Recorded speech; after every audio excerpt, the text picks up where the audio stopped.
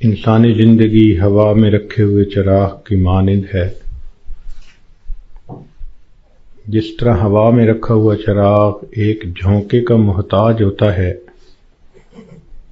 انسانی زندگی بھی ایک پل کی محتاج ہوتی ہے۔ زندگی کیا ہے تھرکتا ہوا ننھا سا دیا، ایک ہی جھونکا جسے آ کے بجھا دیتا ہے۔ یا سرے مژگاں غم کا تھرکتا ہوا آنسو، پلک چھپکنا جسے مٹی میں ملا دیتا ہے۔ اس لیے کسی نے یہ کہا، زندگی انسان کی ہے مانند مرغ بے نوا، شاخ پر کچھ دیر بیٹھا چہچہایا اڑ گیا۔ کہ جس طرح ایک پرندہ کسی شاخ پر آ کر بیٹھتا ہے، تھوڑی دیر چہچہاتا ہے اور چلا جاتا ہے، یہی انسان کی زندگی کی مثال ہے کہ انسان اس دنیا میں تھوڑی دیر کے لیے آیا اور بالآخر اس دنیا سے چلا جائے گا۔ آپ نے دیکھا ہوگا کہ جب بچہ پیدا ہوتا ہے تو اس کے ایک کان میں اذان کہتے ہیں اور دوسرے میں اقامت کہتے ہیں۔ یہ اس بچے کو پیغام دے رہے ہوتے ہیں کہ تیری زندگی کی اذان بھی ہو گئی، تیری زندگی کی اقامت بھی ہو گئی۔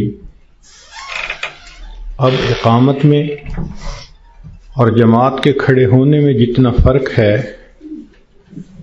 اتنا ہی تیری زندگی ہے۔ لہذا تم اپنی زندگی اس طرح سے گزارو کہ ابھی میری نماز جنازہ قائم ہونے والی ہے۔ اسی لیے یہ حکم ہوا کہ تم دنیا میں ہو تو امتحان گاہ میں ہو۔ یہ دنیا سیرگاہ نہیں، تماشا گاہ نہیں، آرام گاہ نہیں، یہ امتحان گاہ ہے۔ افسوس کہ ہم نے اس کو چراگاہ بنا لیا۔ اللہ رب العزت نے مومن کا گھر آخرت میں بنایا ہے۔ اس کا انحصار انسان کے اعمال پر ہے۔ چنانچہ ہر انسان کا ایک گھر جنت میں بنتا ہے، ایک جہنم میں۔ جب موت کا وقت آتا ہے تو اگر وہ جنتی آدمی ہے تو اس کو اس کا جنت کا گھر دکھایا جاتا ہے۔ اس کے دل خوش ہوتا ہے اس کو دیکھ کے، اور اسی خوشی کے عالم میں اس کی روح کو قبض کر لیا جاتا ہے۔ اور برا انسان جب موت کے قریب پہنچتا ہے تو اس کو جہنم میں اس کا گھر دکھایا جاتا ہے، جس کی وجہ سے اس پر ایک خوف طاری ہوتا ہے، اور اسی خوف کی حالت میں اس بندے کی روح کو قبض کر لیا جاتا ہے۔ یہ بات ذہن میں رکھیے کہ دنیا مٹی گارے سے بنی اور فنا ہونے والی ہے، اور جنت سونے اور چاندی سے بنی اور ہمیشہ باقی رہنے والی ہے۔ ایک بزرگ فرمایا کرتے تھے کہ اے دوست، جتنا دنیا میں رہنا ہے اتنا دنیا کے لیے کوشش کر لے، اور جتنا آخرت میں رہنا ہے اتنا آخرت کے لیے کوشش کر لے۔ ہماری دنیا کی زندگی تو ہے 150 سال، اور آخرت کی زندگی ہمیشہ ہمیشہ۔ امام غزالی رحمۃ اللہ علیہ نے ایک مثال لکھی ہے کہ اگر زمین اور آسمان کے درمیان رائی کے دانے بھر دیے جائیں اور ایک پرندہ 1000 سال کے بعد آئے اور ایک دانہ کھائے، پھر 1000 سال کے بعد آئے دوسرا دانہ کھائے، پھر 1000 سال کے بعد آ کر تیسرا دانہ کھائے، ایک وقت آئے گا کہ زمین و آسمان کے درمیان رائی کے یہ سب دانے ختم ہو جائیں گے، آخرت کی زندگی کبھی ختم نہیں ہوگی۔ جب ہم نے اتنا وہاں جا کر رہنا ہے تو ہم سوچیں کہ ہمارے دن کی ترتیب کیا ہے۔ ہم تو اپنے 24 گھنٹے کا سکیجول ایسے بناتے ہیں کہ جیسے دنیا ہی میں رہنا ہے، اور آخرت کی تیاری کے لیے تو وقت ہی نہیں نکالتے۔ اسی کو غفلت کہتے ہیں اور اسی کو دھوکہ کہتے ہیں۔ اس لیے دنیا کا نام ہے دار الغرور، دھوکے کا گھر۔ اور یہ دھوکہ صرف جاہلوں کو اور ان پڑھوں کو نہیں لگتا، یہ پڑھے لکھے عقل مندوں کو بھی لگتا ہے۔ وہ دنیا کی زندگی میں ایسے مست ہو جاتے ہیں کہ نمازوں کی فرصت ہی نہیں ہوتی۔ غور کریں تو آج کا ہر انسان اپنی جنت سجانے میں لگا ہوا ہے۔ میرا گھر ایسے ہو، میرا بزنس ایسے ہو، بیوی ایسی ہو، بچے ایسے ہوں، گاڑی ایسی ہو۔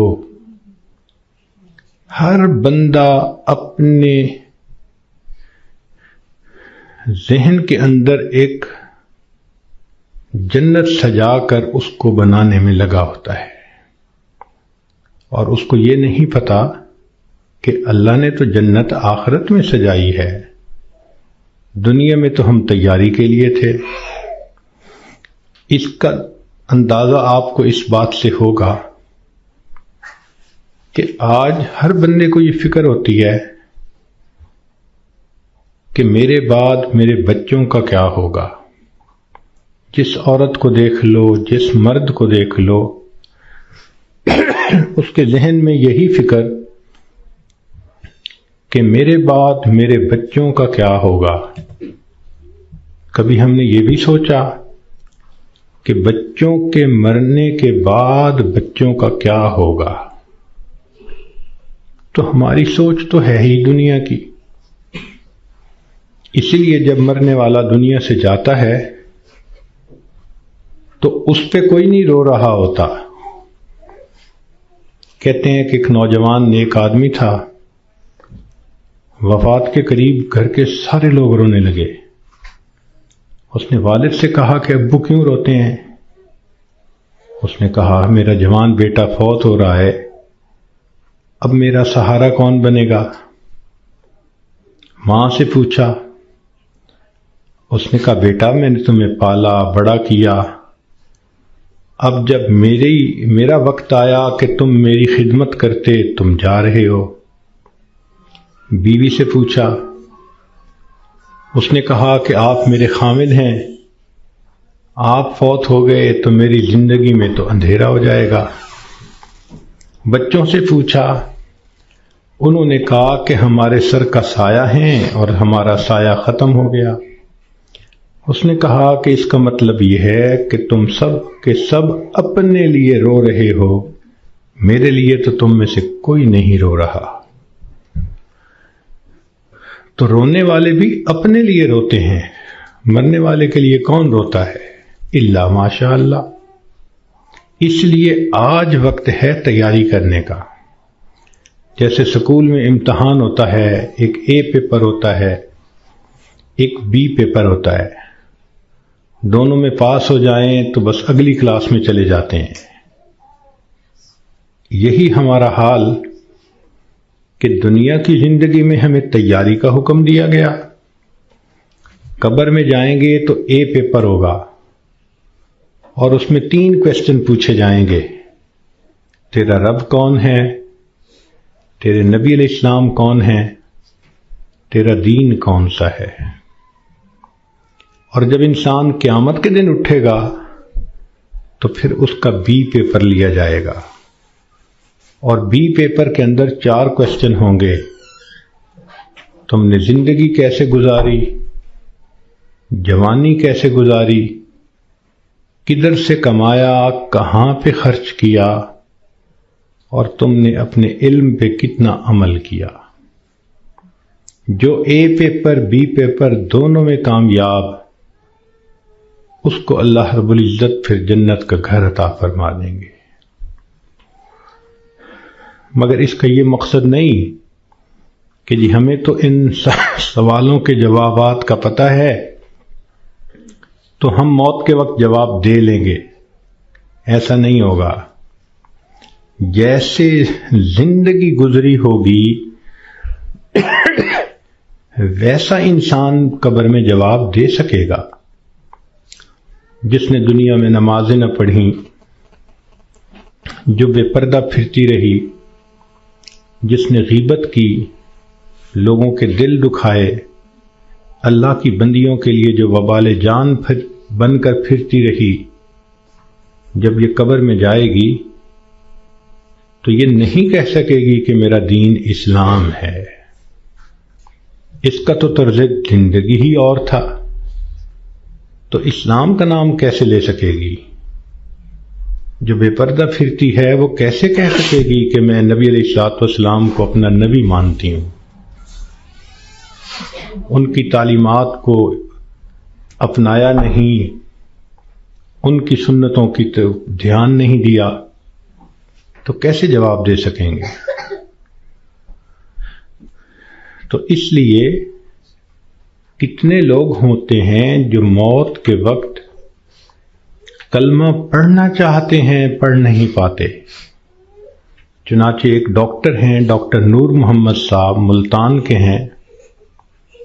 انہوں نے زندگی کے 35 سال ایمرجنسی وارڈ کے اندر ڈیوٹی کی. انہوں نے موت کے اوپر ایک کتاب لکھی ہے. اس میں وہ لکھتے ہیں کہ ایمرجنسی وارڈ میں تو لوگ آتے ہیں جو آخری لمحوں پر ہوتے ہیں اور بہت سارے فوت بھی ہو جاتے ہیں. تو جب بھی کوئی ایسا بندہ میرے سامنے آتا میں اسے کلمہ پڑھنے کی تلقین کرتا. وہ کہتے ہیں کہ میرا تجربہ یہ ہے کہ 100 میں سے 95 بندوں کو کلمہ پڑھنا نصیب نہیں ہوتا. تو ان سے پوچھا گیا کہ کیسے؟ وہ کہنے لگے کہ پہلے تو مجھے سمجھ نہیں لگتی تھی کہ یہ کیوں نہیں اونچا کلمہ پڑھتے جبکہ میں ان کو پڑھا بھی رہا ہوں. پھر ایک بندے کو میں نے کہا کہ تمہیں ہارٹ پرابلم ہے، ہارٹ اٹیک ہے، تو میں تم سے پوچھوں گا کہ تم کلمہ پڑھو، اور اگر تم نہ پڑھ سکو گے تو میں پوچھوں گا کہ تم پڑھنا چاہتے ہو، پڑھ نہیں پا رہے؟ اس نے کہا بہت اچھا، میں جواب دوں گا. جب اس کی آخری کیفیت آئی تو میں نے اس سے پوچھا تو اس نے اشارے سے بتایا کہ میری زبان پہ فالج پڑ گیا ہے، اب میں بولنا بھی چاہتا ہوں میری زبان بولتی نہیں. آج اللہ نے زبان کا کنٹرول ہمیں دیا. ہم چاہیں تو ایک دن میں ہزاروں دفعہ کلمہ پڑھ سکتے ہیں، لیکن جس عورت نے جیتے جاگتے کلمہ پڑھا ہی نہیں، دن گزر گئے، ہفتے گزر گئے، مہینے گزر گئے، زبان پہ کلمے کا ورد جاری ہی نہیں ہوتا، دنیا کی باتیں، دنیا کے فیشن، تو موت کے وقت اچانک کلمہ کیسے جاری ہو جائے گا؟ اس لیے اس سے پہلے کہ لوگ ہمیں کلمہ پڑھائیں، ہم اپنے اختیار سے کلمہ پڑھنے کی مشق کر لیں. تو دنیا کی زندگی میں ہم آئے ہیں آخرت کی تیاری کرنے کے لیے. ہماری مثال ایسی ہے کہ جیسے ایک آدمی کا ویزا لگ چکا ہو اور وہ بورڈنگ پاس لے کر لاؤنج کے اندر پہنچ گیا ہو اور اپنی فلائٹ کے اناؤنس ہونے کا انتظار کر رہا ہو. ہم نے دیکھا کہ لاؤنج میں لوگ بیٹھے ہوتے ہیں، ایک فلائٹ اناؤنس ہوتی ہے، کچھ اٹھ کے چلے جاتے ہیں، پھر دوسری اناؤنس ہوتی ہے اور اٹھ کے چلے جاتے ہیں، نئے آتے رہتے ہیں اور یہ اٹھ کے جاتے رہتے ہیں. بالکل زندگی کا یہی معاملہ. نئے بچے پیدا ہوتے رہتے ہیں اور جو پہلے سے موجود ہیں وہ اس دنیا سے رخصت ہوتے رہتے ہیں. ہم سب کا موت کا ویزا لگ چکا، ہم لاؤنج میں ہیں کب ہماری فلائٹ ہے یہ بھی ہمیں پتہ نہیں۔ نبی علیہ الصلوۃ والسلام نے ارشاد فرمایا، میری امت کی عمریں بین 70 و 60، 60 اور 70 کے درمیان ہوں گی، یعنی ایسا بھی ہوگا کہ کسی کی عمر 100 سال یا اس سے زیادہ، اور ایسا بھی ہوگا کہ کوئی پیدا ہوتے ہی بچہ مر جائے گا۔ تو جب اوسط نکالیں گے تو گراس ایوریج اس امت کی 60 سے 70 سال بنے گی۔ اب جن لوگوں کی زندگی ہے ہی 60 سے 70 سال، تو جو عورتیں 40 سے اوپر پہنچ گئیں وہ اپنی زندگی کے ظہر اثر کا وقت گزار رہی ہیں، اور ظہر اثر کے بعد پھر مغرب ہوتے ہوئے دیر نہیں لگا کرتی۔ ہم نے خود تجربہ کیا ہے کہ کئی کام اکٹھے ہوتے ہیں تو سوچتے ہیں کہ ہم چھٹی کے دن کریں گے، اور چھٹی کے دن جب صبح ہوتی ہے تو دل میں بڑا مان ہوتا ہے، لمبا دن پڑا ہے، کوئی بات نہیں۔ لیکن کام کرتے کرتے جب ظہر گزر جاتی ہے تو پھر بندے کو پینک کنڈیشن ہونی شروع ہو جاتی ہے۔ وہی بندہ جو تسلی میں تھا کہ لمبا دن پڑا ہے، اب ہاتھ پاؤں پھول رہے ہوتے ہیں، اور وہ کہتا ہے جی دن تو نکل گیا، جلدی سے کام سمیٹو۔ تو جو 40-50 سے اوپر کی زندگی گزار رہی ہیں، اب وہ ظہر اثر کے وقت میں پہنچ گئیں، مغرب ہونے میں دیر نہیں لگا کرتی۔ اس لیے بہتر ہے کہ ہم موت سے پہلے موت کی تیاری کر لیں۔ اللہ رب العزت چاہتے ہیں تو بندے کو ڈاکٹر کے قدموں میں موت دے دیتے ہیں، اور اگر چاہتے ہیں تو بندے کے نام مردوں کی فہرست سے نکلوا دیتے ہیں۔ ہمارے ایک ڈاکٹر صاحب دوست تھے، وہ ایک ہاسپٹل کے ڈائریکٹر تھے، بڑے تھے، 300 بیڈ کا ہاسپٹل تھا۔ تو کہنے لگے کہ ایک مرتبہ میرے پاس لسٹ آئی ان مریضوں کی جو فوت ہو گئے، تو روزانہ میں سائن کرتا تھا تو وہ ڈیڈ باڈیز وارثوں کے حوالے کر دی جاتی تھی۔ تو میں سائن کرنے لگا تو میرے ذہن میں خیال آیا کہ میں ذرا ان کے چہرے تو دیکھ لوں۔ کہنے لگا میں نے چہرے جو دیکھے تو ایک بوڑھا آدمی تھا، ایسے ہی میرے ذہن میں گیا کہ کہیں اس کو فٹ کا دورہ تو نہیں پڑا۔ تو میں نے ٹیکا منگوایا اور انجیکشن اس کو لگا دیا۔ اللہ کی شان، وہ اٹھ کے بیٹھ گیا۔ مردوں کی فہرست میں اس کا نام لکھا جا چکا ہے۔ اللہ تعالیٰ چاہتے ہیں تو فہرست سے نام نکلوا دیتے ہیں۔ اور ایک اور ڈاکٹر صاحب کے بارے میں ہم جانتے ہیں کہ وہ اتنے ہارٹ اسپیشلسٹ ہیں کہ ملک کے صدر وزیر اعظم کے وہ ہارٹ اسپیشلسٹ ہوتے ہیں، VVIPs کے ہارٹ اسپیشلسٹ۔ ایک نوجوان آیا اور آ کے اس نے ان سے چیک اپ کروایا، تو ڈاکٹر صاحب نے پورا چیک اپ کرنے کے بعد ان کو کہا کہ your heart is functioning as good as that of a young man, کہ تمہارا دل تو ایک نوجوان بندے کے دل کی طرح ٹھیک ٹھیک کام کر رہا ہے۔ اس نوجوان نے ان سے اپنی فائل پکڑی اور پیچھے مڑ کر جو قدم اٹھایا وہیں اس کو ہارٹ اٹیک ہوا، اور ڈاکٹر کی آنکھوں کے سامنے اس کی جان نکل گئی۔ تو اللہ تعالیٰ چاہتا ہے تو ڈاکٹر کے قدموں میں جان دے دیتا، موت دے دیتا ہے، اور اللہ تعالیٰ چاہتا ہے تو مردوں کی فہرست سے بندے کا نام نکلوا دیتا ہے۔ اور کئی مرتبہ انسان موت سے بھاگ کے جا رہا ہوتا ہے اور حقیقت میں موت کے قریب ہو رہا ہوتا ہے۔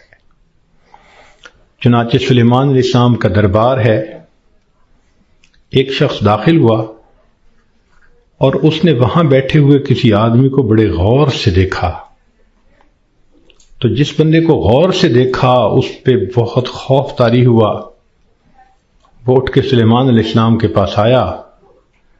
حضرت مجھ پہ بہت خوف ہے اس شخص کا جس نے مجھے غور سے دیکھا.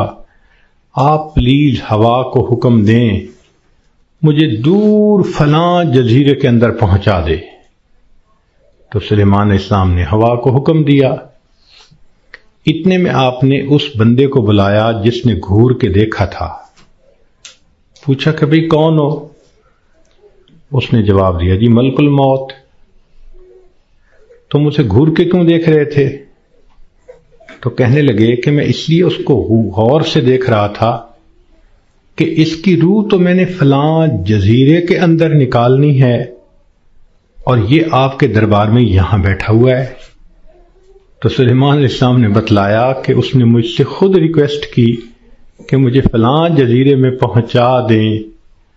ملک الموت نے کہا السلام علیکم، میں بھی اسی جزیرے میں جا رہا ہوں اس کی روح کو قبض کرنے کے لیے. بنی اسرائیل کے 5-6 آدمی سفر پہ 7 آدمی سفر پہ جا رہے تھے. اچانک بارش شروع ہو گئی، بجلی چمکنے لگ گئی.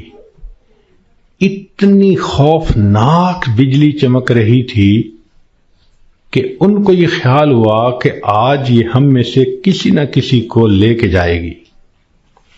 وہ ایک غار کے اندر چھپ گئے، مگر بارش بھی نہ تھمتی تھی اور بجلی چمکنا بھی نہ رکتی تھی. تو انہوں نے فیصلہ کیا کہ بھئی ایسے کرو، ایک ایک کر کے باہر نکلو، جس کو بجلی نے جلانا ہوگا وہ جلا دے گی تو باقی تو سکون کا سفر کر سکیں گے. چنانچہ ایک نکلا، بجلی چمکی مگر اس کو جلایا نہیں، وہ واپس آ گیا. پھر دوسرا نکلا، خیریت سے واپس آ گیا. تیسرا نکلا، چوتھا نکلا، 6 نکلے اور 6 کے 6 کو بجلی نے نہیں جلایا. ایک باقی رہ گیا. سب کہنے لگے کہ تو منحوس ہے، بدبخت ہے، تیری وجہ سے یہ ساری مصیبت آئی ہوئی ہے، نکل باہر. اس نے کہا میں نہیں نکلتا. سب زور لگا رہے ہیں، کہہ رہے ہیں، لڑ رہے ہیں کہ نکل باہر. وہ کہتے نہیں نکلتا. وہ ایسا وہاں پر جمع کہ اس نے کہا جو مرضی کر لو، میں غار سے باہر نہیں نکلوں گا. تو کچھ دیر کے بعد ان کے ذہن میں خیال آیا کہ اگر یہ باہر نہیں نکلتا تو ہم تو سب ایک ایک کر کے نکل چکے، چلو ہم نکلتے ہیں اور ہم سفر پہ چلتے ہیں، یہ اندر ہی رہے. جیسے ہی وہ 6 کے 6 باہر نکلے، بجلی چمکی اور 6 کے 6 کو موت آ گئی. اب یہ سب دھکیل رہے تھے 7ویں کو، اور ان کو یہ نہیں پتا تھا کہ موت کا وقت تو ہمارا قریب آ چکا. کہتے ہیں کہ 2 چور کسی گھر میں آئے چوری کرنے کی نیت سے. تو ایک بڑھیا اور بوڑھا کمرے میں سوئے ہوئے تھے. انہوں نے ان دونوں کو رسیوں سے باندھ دیا چارپائیوں کے ساتھ، اور دونوں کی چارپائیاں اٹھا کر صحن میں رکھ دی، منہ پہ ٹیپ لگا دی تاکہ ہم کمرے میں تسلی کے ساتھ سامان کو کھولیں گے اور قیمتی سامان کو لے جائیں گے. جیسے میاں بیوی کی چارپائیاں انہوں نے صحن میں رکھیں، یہ کمرے کے اندر گئے کہ ہم چوری کرتے ہیں. اچانک کمرے کی چھت گری اور یہ دونوں چور دب کر مر گئے. محلے والے آ گئے، شور ہوا تھا. اب وہ حیران کہ میاں بیوی تو رسیوں سے بندھے ہوئے ہیں. ان سے پوچھا بھئی تمہیں باہر کس نے نکالا؟ کہا ہمیں تو پتہ نہیں، ہم تو اندر سوئے ہوئے تھے. ان کو کھولا گیا. جب ملبہ ہٹایا گیا تو اس کے اندر 2 چوروں کی لاشیں دبی ہوئی تھیں. پتہ چلا کہ چور ان کو نکال رہے تھے کہ ہم چوری کریں گے، اور ان کو یہ نہیں پتا تھا کہ ہم اپنی موت کا خود انتظام اپنے ہاتھوں سے کر رہے ہیں۔ تو انسان کئی مرتبہ موت سے دور بھاگتا ہے اور حقیقت میں وہ موت کے قریب سے قریب تر ہو رہا ہوتا ہے۔ اس لیے ہمیں چاہیے کہ ہم موت کی تیاری کریں۔ مہلت ہر ایک کو ملی ہے، کسی کو کم کسی کو زیادہ۔ اس مہلت سے جو فائدہ اٹھائیں وہ خوش نصیب انسان ہے۔ اس دنیا میں آپ کو اللہ کا منکر تو مل جائے گا، رسالت کا منکر بھی مل جائے گا، دین کا منکر بھی مل جائے گا۔ اس دنیا میں آپ کو موت کا منکر کوئی نہیں مل سکتا۔ دہریے سے دہریہ بھی ہوگا تو یہ مانے گا کہ ایک دن مجھے موت آنی ہے۔ جب موت آنی ہی ہے تو کیوں نہ انسان اس کے لیے تیاری کر لے۔ اور موت کی تیاری یہ نہیں کہ انسان جاگنگ کرے اور ویٹ لفٹنگ کرے اور ایکسرسائز کرے، نہیں۔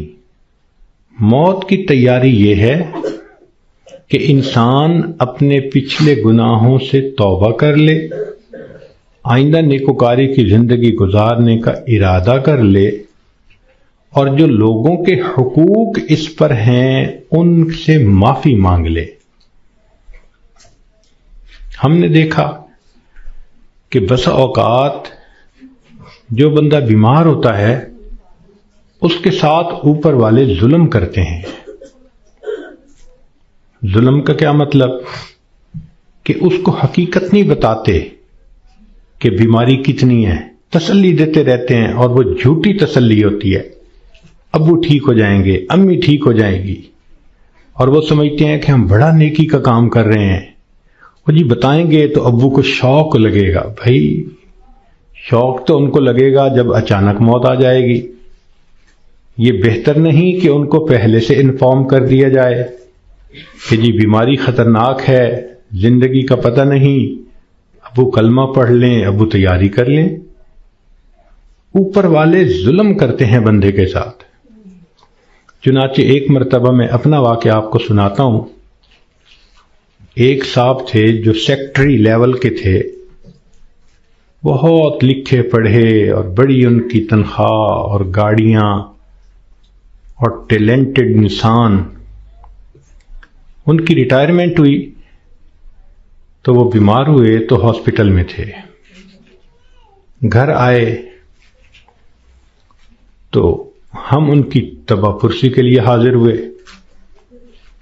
تو جب اس کے بڑے بیٹے نے مجھے دیکھا تو کہنے لگا، حضرت صاحب میرے ابو کے لیے دعا کر دیں، ڈاکٹر نے تو ہمیں جواب دے دیا ہے اور کہا ہے کہ بس ہفتے 10 دن کی بات ہے، ان کے اندر کینسر پھیل چکا۔ لیکن ہم نے ابو کو نہیں بتایا، آپ بھی پلیز ابو کو نہ بتانا۔ میں خاموش رہا۔ خیر اندر گئے، ملاقات ہوئی۔ تھوڑی دیر کے بعد میں نے انہیں کہا جی کہ مجھے آپ سے کوئی بات کرنی ہے۔ تو انہوں نے سب کو جانے کا حکم دے دیا کہ بھی کمرے سے جاؤ، میں حضرت جی سے کوئی بات کرنا چاہتا ہوں۔ جب وہ اکیلے ہو گئے تو میں نے ان سے بات کی کہ دیکھیں، زندگی کا کوئی بھروسہ نہیں، کوئی نہیں جانتا کہ کب موت آئے گی۔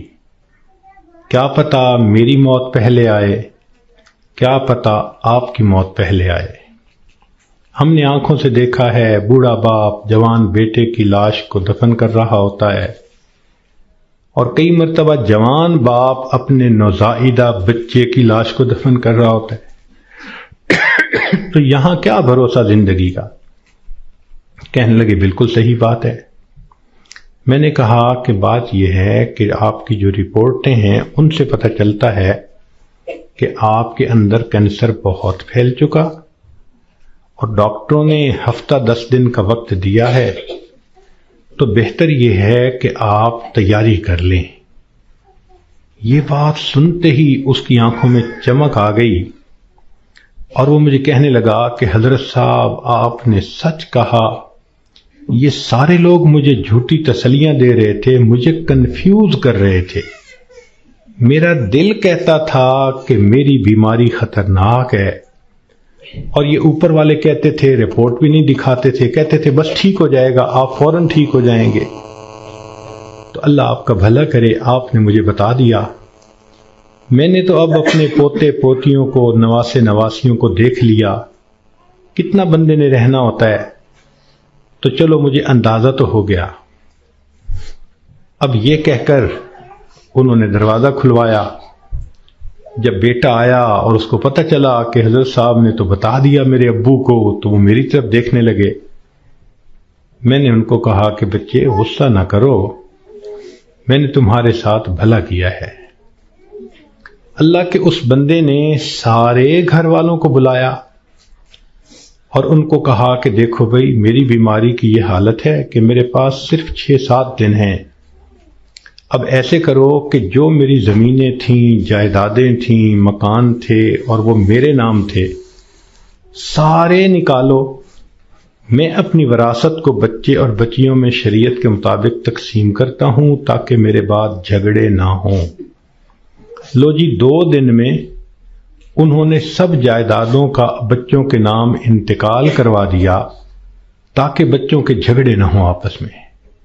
پھر اس کے بعد انہوں نے کہا کہ میرا جی چاہتا ہے کہ میرے بچوں کے آپس میں رشتے ہوں، تو کچھ رشتے تھے جو انہوں نے پرپوز کیے اور ان کی وجہ سے انہوں نے آپس میں ہاں بھی کر لی۔ پھر تیسرا کام انہوں نے یہ کیا کہ کچھ رشتہ داروں کی آپس میں ناراضگیاں تھیں، ان کو بلایا اور کہا کہ دیکھو بھئی، میں مہمان ہوں، میرے دل کی تمنا ہے کہ میں تمہیں آپس میں ایک دوسرے سے سلو کرتا ہوا دیکھوں۔ چنانچہ 15 20 سال سے جو ایک دوسرے سے رشتہ دار نہیں بولتے تھے، گھر آنا جانا نہیں تھا، انہوں نے ان سب میں سلو کروا دی۔ پوری برادری اتنی خوش تھی ان تمام باتوں پہ کہ جی اس بندے نے اتنا اچھا کام کر دیا، یہ ہماری برادری کا بڑا تھا، سب میں جوڑ پیدا کر دیا۔ پھر اللہ کی شان، 1 ہفتے کے بعد اس کو موت آ گئی۔ اب اس کا بیٹا جب کبھی ملتا ہے کہتا ہے حضرت جو احسان آپ نے ہم پہ کیا ہم اس کا بدلہ نہیں چکا سکتے۔ تو کیا ضرورت ہے بیمار آدمی سے چھپانے کی جبکہ اس کی بیماری اتنی خطرناک سٹیج تک پہنچ چکی ہو؟ ہم مسلمان ہیں، یقین ہے کہ ہم نے جانا ہے، تو اس بندے کو غفلت میں موت آئی اور وہ کلمہ بھی نہ پڑھ سکا، تو پھر اس کو دکھ ہوگا نا، بتانے سے تو دکھ نہیں ہوتا۔ تو اس لیے شریعت نے کہا کہ جب کسی کو موت آنے لگے تو اس کو کلمے کی تلقین کیا کرو۔ ہم نے یہ دیکھا ہے کہ ادھر بندے کے آخری لمحہ ہوتا ہے اور ادھر بیوی جو ہے آگے بڑھتی ہے اور بیٹی کو کرتی ہے، آپ نے پہچانا اسے، یہ کون ہے؟ یہ دیکھو یہ تسنیم آئی ہے، یہ دیکھو یہ پروین آئی ہے۔ حالانکہ وہ لمحہ اس بندے کے لیے اللہ کے ذکر کا وقت ہوتا ہے، یکسوئی کا وقت ہوتا ہے۔ تو یہ مسئلہ سمجھ لیں کہ جب کسی مریض یا مریضہ کو دیکھیں کہ اب آخری لمحے ہیں، مت تعارف کریں اور کروائیں۔ ساری زندگی اس کو تعارف ہوتا رہا، اب تو رب سے تعارف ہونے کا وقت ہے۔ اب کیوں اس کو غافل کرتے ہیں؟ کیوں اس کی توجہ کو ہٹاتے ہیں؟ کہتے ہیں کہ ایک بزرگ تھے، 3 سال کی بیٹی تھی، حفصہ اس کا نام تھا۔ ایک دن ان کے اوپر ہارٹ اٹیک ہوا اور وہ اسی کنڈیشن میں آنکھیں بند کر کے اللہ سے لو لگا کے پڑے ہوئے تھے۔ وہ حفصہ آئی اور دستور کے مطابق چارپائی پر چڑھی، ان کے سینے کے اوپر لیٹ گئی اور ان کی آنکھیں کھولنے لگی، باتیں کرنے لگی۔ وہ خاموش رہے تو حفصہ کہنے لگی، ابو آپ مجھ سے بات نہیں کرتے، لو میں بھی آپ سے بات نہیں کرتی، میں نے آپ سے کاٹی کر دی۔ یہ کہہ کے وہ بچی دوسرے کمرے میں چلی گئی اور وہاں جا کے اس نے رونا شروع کر دیا۔ ماں نے دیکھا بیٹی رو رہی ہے تو وہ آئی، بیٹی کیوں رو رہی ہو؟ اس نے کہا ابو مجھ سے نہیں بولتے، میں ابو سے نہیں بولتی۔ تو ماں اپنی بیٹی کو اٹھا کے لائی اور ان کے پاس آ کر کہنے لگی، دیکھیں نا آپ حفصہ سے نہیں بول رہے، یہ آپ سے ناراض ہو گئی ہے، آپ حفصہ کو منا لیں۔ تو جب اس نے یہ بات کہی نا کہ آپ حفصہ کو منا لیں، تو ان بزرگوں نے آنکھ کھولی، فرمانے لگے کون سی حفصہ اور کیسی حفصہ، ہم نے تو اپنے یار کو منا لیا، لا الہ الا اللہ محمد الرسول اللہ، اور ان کی روح پرواز کر گئی۔ تو آخری وقت میں تو یہ حفصاؤں کو پیچھے رکھیں، اس کو کلمہ یاد دلائیں، اس کا آخری لمحہ ہوتا ہے۔ زندگی میں تھوڑی محبتیں اس نے دکھائیں اور محبتیں کیں، آخری وقت میں تو بندے پہ ظلم ہو رہا ہوتا ہے کہ اس کی توجہ اللہ کی طرف سے ہٹا کے دنیا کی طرف لگا رہے ہوتے ہیں۔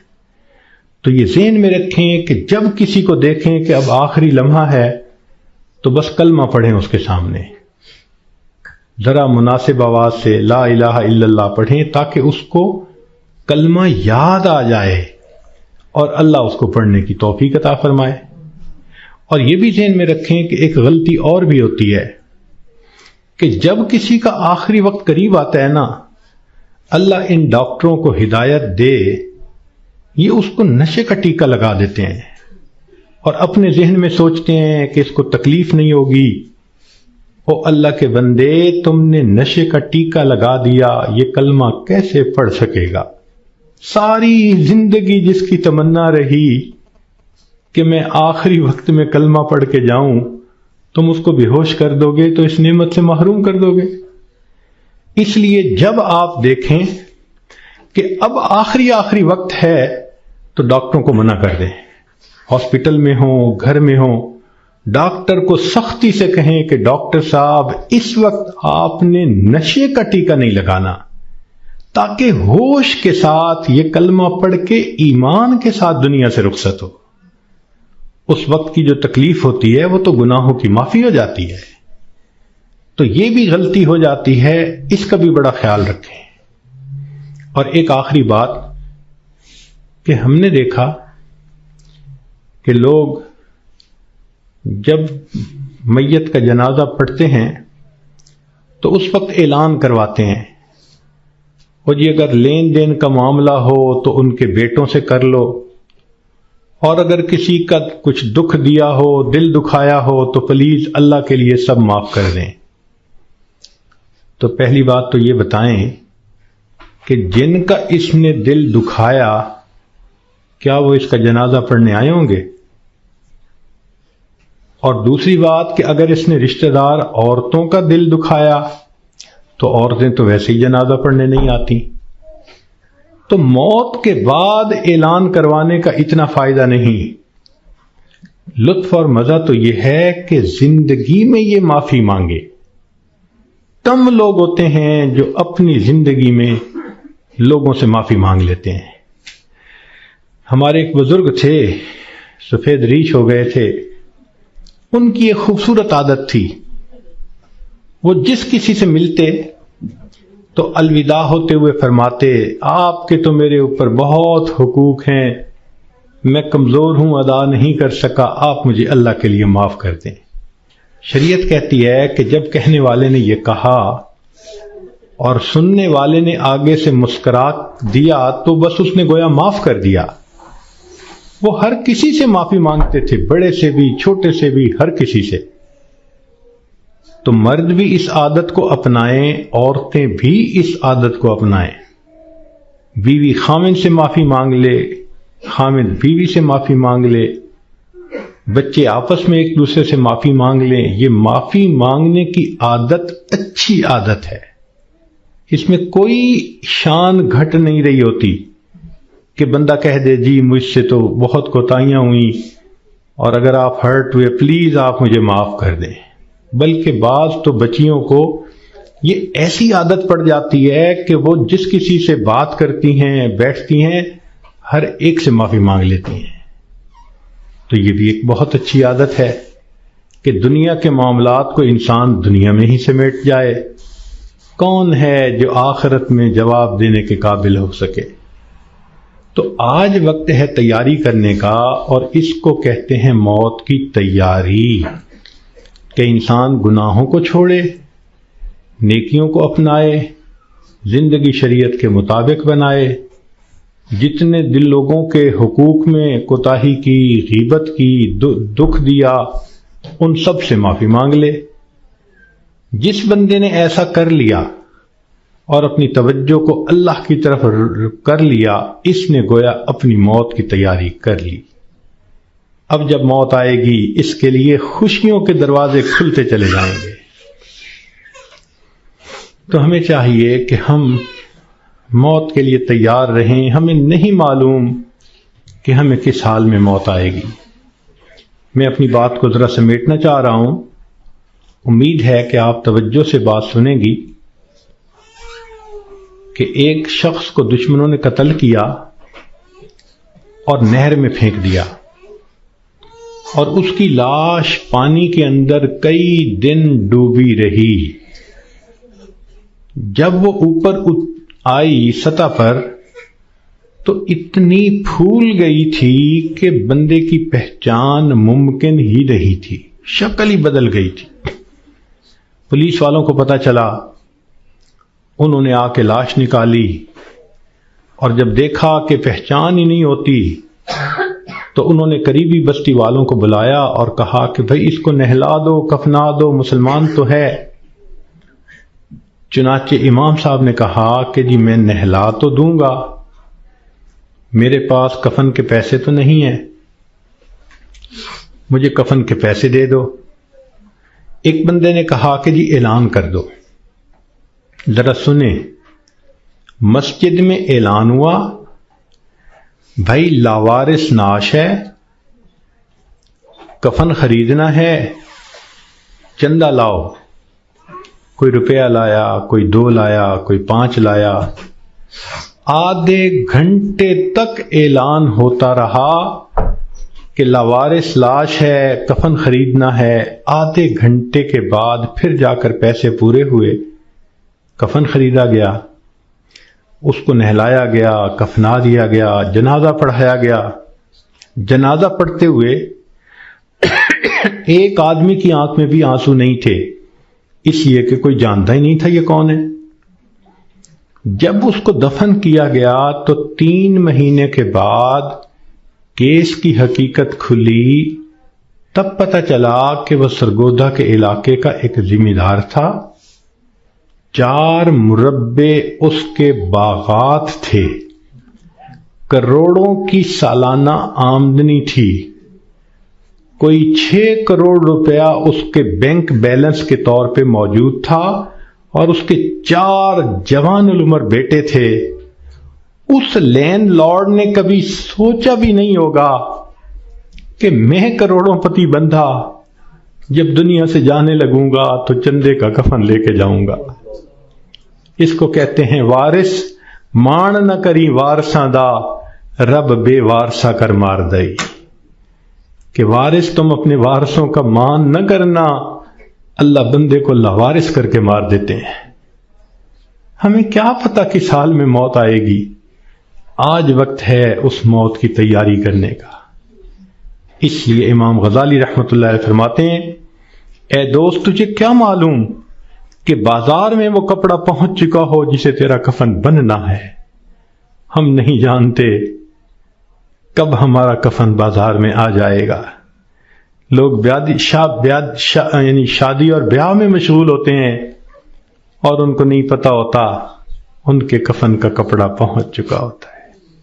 اس لیے چاہیے کہ ہم موت کی تیاری کریں، نیکی کریں، جھوٹ کی زندگی سے بچیں، سچ کی زندگی کو اختیار کریں، نبی علیہ السلام کی ایک ایک سنت کو اپنائیں تاکہ موت کے لیے ہم بھی تیار رہیں. کیا معلوم کب جانا پڑ جائے. ہمارا حال تو وہی ہے کہ بارات پہنچ گئی تھی اور لڑکی والے لڑکی کے کان سلوانے گئے ہوئے تھے کہ جی ہم نے کانوں میں بالیاں ڈالنی ہیں. جیسے اس لڑکی والوں کو شرمندگی ہوئی، وہی حال ہمارا ہے کہ ملک الموت پہنچ جائیں گے اور ہم نے ابھی تیاری ہی نہیں کی ہوگی۔ ہم نے کتنی بار آنکھوں سے دیکھا جوان العمر بیٹا چارپائی کے اوپر لیٹا ہوا ہوتا ہے، ماں آگے بڑھتی ہے، بیٹے تجھے کیا ہوا، مجھے بتاؤ تو صحیح۔ بیٹا خاموش ہوتا ہے، ماں رو کر کہتی ہے، بیٹے تم تو میری ہر بات پہ لبیک کہا کرتے تھے، تم میرے اتنے فرما بردار بیٹے تھے، کیا ہوا؟ بیٹا اپنی اماں سے نہیں روٹھا کرتے، نہیں خفا ہوتے، بتاؤ تمہیں کیا ہوا؟ بچہ خاموش ہوتا ہے، بالآخر بیوی آگے بڑھتی ہے، میرے سرتاج، میرے ہمراز، مجھے تو بتائیے کیا ہوا؟ اگر آپ میری کسی بات پہ خفا ہیں، میں آپ سے سوری کر لیتی ہوں، معافی مانگ لیتی ہوں، مجھے بتائیں کیا ہوا؟ نوجوان خاموش ہوتا ہے، بہن آگے بڑھتی ہے، میرے ویر مجھے بتائیں تو صحیح کیا ہوا؟ خاموش ہوتا ہے، بہن کہتی ہے کہ مجھے بتائیں، میں ابھی ڈاکٹر کو بلواتی ہوں، مگر جوان کوئی جواب نہیں دیتا۔ بیٹی آگے بڑھتی ہے، ابو مجھے بتائیں تو صحیح کیا ہوا؟ ابو میں آپ کی بیٹی ہوں، میں آپ کی خدمت کے لیے 24 گھنٹے حاضر ہوں، کچھ کھانا ہے یا پینا ہے مجھے بتائیے، کوئی کام ہے مجھے بتا دیجئے، ابو مجھے بتائیں تو صحیح کیا ہوا؟ باپ خاموش ہوتا ہے، بیٹی روتی رہ جاتی ہے، ماں پھر آگے بڑھتی ہے، بیٹے میں نے کال کر دی ہے، ابھی ڈاکٹر کو بلواؤں گی، تمہارا علاج کرواؤں گی۔ بیٹا خاموش ہوتا ہے، اسی خاموشی کی حالت میں ماں دیکھتی ہے، آنکھیں کھلی رہ گئیں، روح نکل گئی، وہ اپنے کانپتے ہاتھوں کے ساتھ جوان بیٹے کی آنکھوں کو انگوٹھے رکھ دیتی ہے۔ اس ماں نے کبھی سوچا بھی نہ تھا میں بڑھاپے میں جوان بیٹے کی آنکھیں بند کروں گی۔ جب بچے کی روح نکل جاتی ہے، سب رو رہے ہوتے ہیں، کہنا شروع کر دیتے ہیں، میت کو فلاں کپڑے میں رکھ دو، تھوڑی دیر پہلے یہ کسی کا باپ تھا، یہ نوجوان کسی کا بیٹا تھا، کسی کا بھائی تھا، کسی کا خاوند تھا، اب کیا ہوا؟ سب نے اس کو میت میت کہنا شروع کر دیا۔ تو جواب ملے گا، اصلی انسان تو چلا گیا، یہ اس کا جسم باقی ہے، اس کو بھی ہم اس کے اصلی گھر پہنچائیں گے۔ چنانچہ اس کو نہلا دیا جاتا ہے، کفنا دیا جاتا ہے اور جنازے کا اعلان کر دیا جاتا ہے۔ اس کو لینے کے لیے کئی رشتہ دار کمرے کے اندر آ جاتے ہیں، بھئی تم کیوں آئے ہو؟ ہم اس کو اس کے اصلی گھر پہنچانے کے لیے۔ بھئی یہ گھر بھی تو اسی کا تھا، اسی نے پلاٹ خریدا، اسی نے نقشے بنوائے، اسی نے کمرہ بنوایا، اسی نے یہ مکان بنوایا، ماربل لگوایا، کہاں کہاں سے فرنیچر ڈھونڈا، کہاں کہاں سے بجلی کی فٹنگ خرید کے لایا، ابھی تو دیواریں بھی میلی نہیں ہوئی، تم اس کو لینے آ گئے ہو۔ سب کہیں گے یہ تو عارضی گھر تھا، اصلی گھر تو آگے ہے، 2 گز زمین کا ٹکڑا، چھوٹا سا تیرا گھر ہے۔ سب اس کو کندھوں پہ اٹھا لیتے ہیں، رشتہ دار جمع ہیں، سب قبرستان تک پہنچ جاتے ہیں، جنازہ پڑھتے ہیں، پھر قبر میں اتارنے کا وقت آتا ہے۔ شریعت کا یہ حکم ہے کہ جو قریب ترین رشتہ دار ہو وہ قبر میں اتارے۔ ہم نے اپنی آنکھوں سے یہ منظر دیکھے، جوان بیٹے کو باپ قبر میں اتار رہا ہوتا ہے، بھائی کو بھائی قبر میں اتار رہا ہوتا ہے۔ اللہ کی شان، یہ تو شریعت کی مہربانی ہے، اس نے عورتوں کو منع کر دیا کہ تم جنازے میں اور قبرستان میں مت جاؤ۔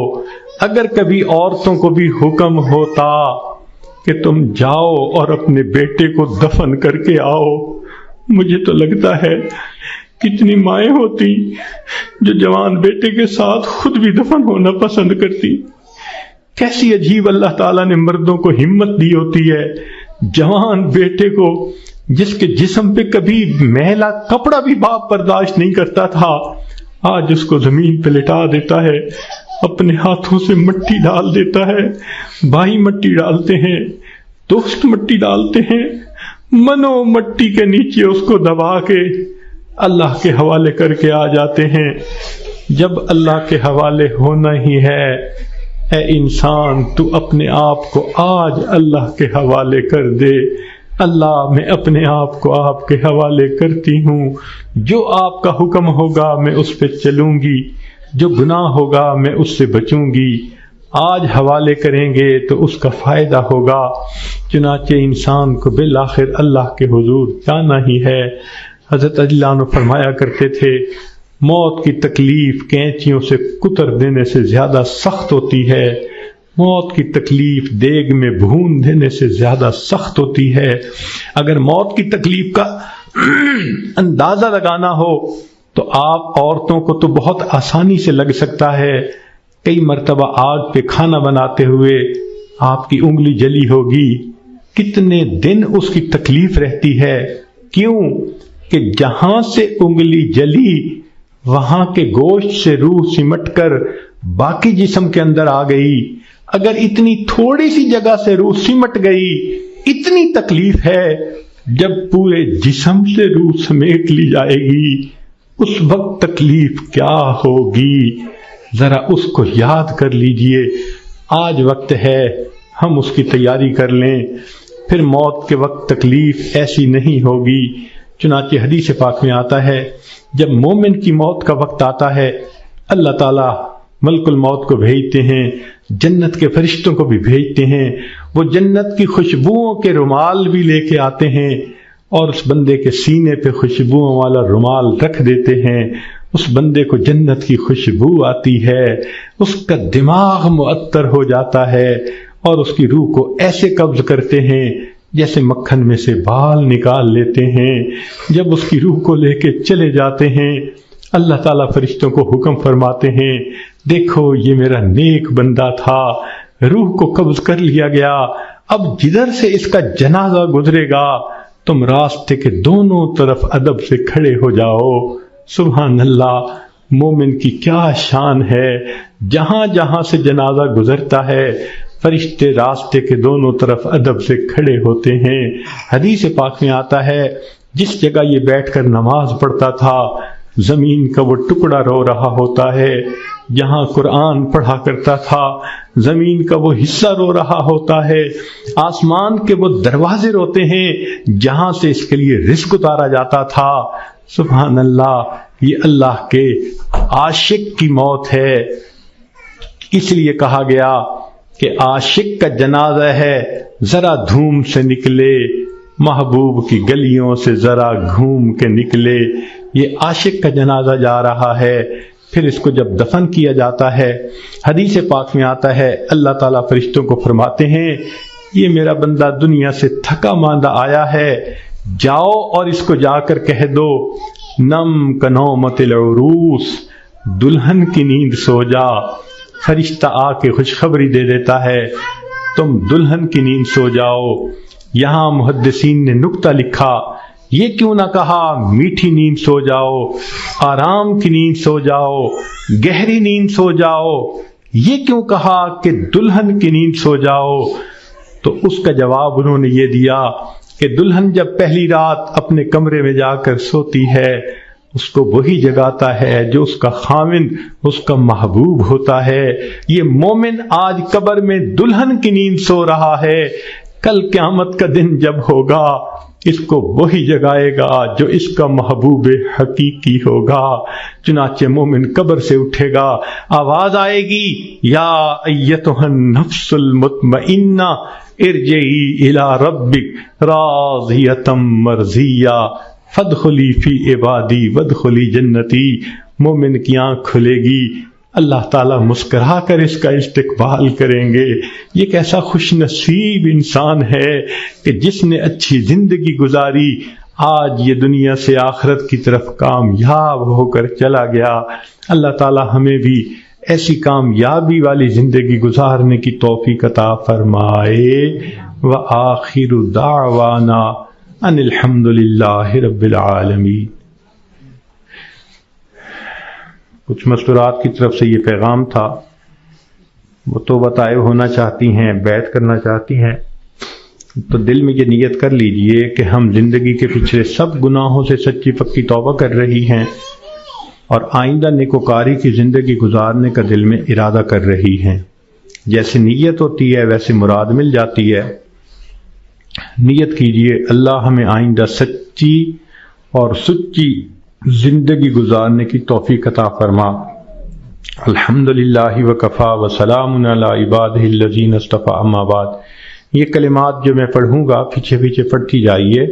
بسم اللہ الرحمن الرحیم، لا الہ الا اللہ محمد الرسول اللہ، آمنت باللہ وملائکتہ وکتبہ ورسلہ والیوم الآخر والقدر خیرہ وشرہ من اللہ تعالی والبعث بعد الموت، آمنت باللہ کما ہوا باسمائہ وصفاتہ وقبلت جمیع احکامہ اقرار باللسان